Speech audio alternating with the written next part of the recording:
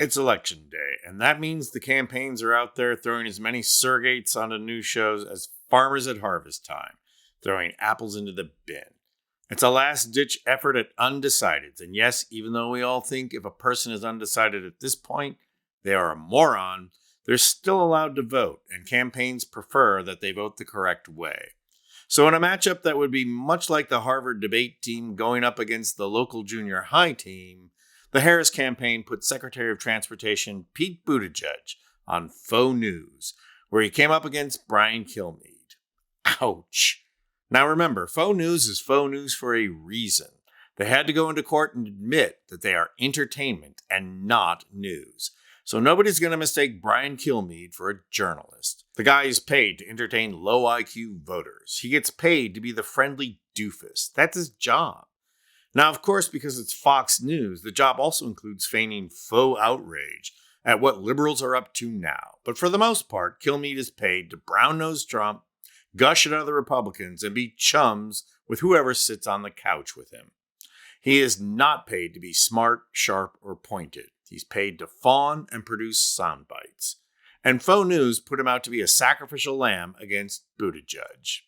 And this is the thing about for-profit corporate media. They love profit.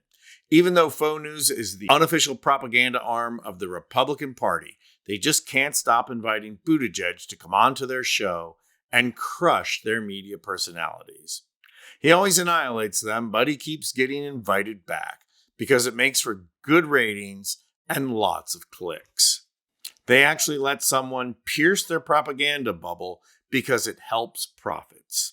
So that's where Secretary Buttigieg found himself today, up against bright-eyed Brian, who couldn't control his outrage over the liberals and their clean air mandates. Let's watch. The manufacturing recession is in your head. The Trump manufacturing recession. It never happened. The Trump manufacturing. Oh, yeah, okay, look it up on PolitiFact. Look up the fact check. And, let's do that. And then tell me, maybe you can bring it on screen right now. Can I ask you this? Because there was a Trump manufacturing recession. Mr. Mayor, Michigan matters a lot. Look it up. That's why you're there, right?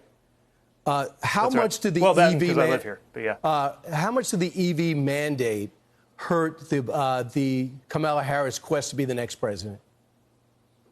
Well, first of all, the statement that there is an EV mandate is a lie. You can buy a gas car right now if you want one. You can buy an EV car if you want one, and we'll help make it cheaper, as long as you want.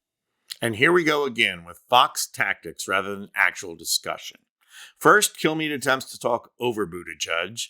And why does he talk over him? Because he's trying to push a lie. The Trump manufacturing recession didn't happen. Yes, it did, as Buttigieg points out. That's what makes Buttigieg say, fact check it now and put it up on the screen, to which Kilmeade insincerely says, we'll do that, knowing full well they weren't going to because they would look like idiots. Then, of course, Kilmeade resorts to Fox belittling tactics. He refers to Buttigieg as Mr. Mayor when he is actively serving as Secretary of Transportation and being asked about transportation infrastructure. It's a belittling tactic, just like his refusal to pronounce Kamala correctly. Talk over, denial, belittle, these are BS tactics designed to throw off an opponent and get low IQ people to think that another liberal has lost. Buttigieg is smarter than that, though, and he didn't come to mess around. Let's watch. Now, our goal with the tax supports, and by the way, you admit, right, that you can buy a gas car if you want right now, which means by definition there's no mandate. But if he has a goal by 2035, California's gone. By 2035, New York's gone. And do you get an incentive, you admit Mr. Mayor? that you don't have to, we're not making you buy this car or that car, right? Now, the goal, and I got to be careful, right, because I can't get into the administration side, but what I'll say is, the goal has been to be about half and half by the end of the decade. If you had your druthers, here's the thing that every American, especially every Michigander, needs to hear. Mr. If you had your druthers, would there be combustion engines? If I had my druthers, every car would be made in America. Now, we know that EV technology is coming. Whether people are ready for it or not, it is coming. It's happening around the world. And Donald Trump allowed China to take the lead on EVs. I want those EVs made in America. When I think about Howard County, Indiana, allowing China, which is where I started my first campaign. That you guys won't let them mine. You will not let them mine in Minnesota, where the governor wants to be vice president. Let's be super clear right now. Let's be very clear. Sorry, is this an interview or a debate? Can I at least finish the sentence? Well, I just can't let you throw out fallacies. It's important. Can I at least, excuse me, name one statement that I just made that you would say is factually inaccurate? The statement you just made that Donald Trump let China take the lead? You have a guy, an American. You don't think China took the lead in EVs under Donald Trump? I would say that, number one, he didn't want a mandate to tilt the playing field. If somebody wants an EV, they should be able to get it, not get a rebate if they buy it. And if somebody wants an EV, they can get it. And if somebody wants a gas car, they can get it. But what we're doing is we're making sure more of those are built in the U.S. And that, ladies and gentlemen, is what you call getting schooled. Stopping the talk over and calling people on their crap. You'll note that when Buttigieg asked Kilmeade to name one thing he said that was inaccurate, Kilmeade changed the subject.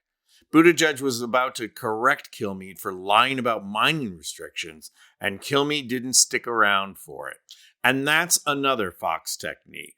Lie and move on, lie and move on.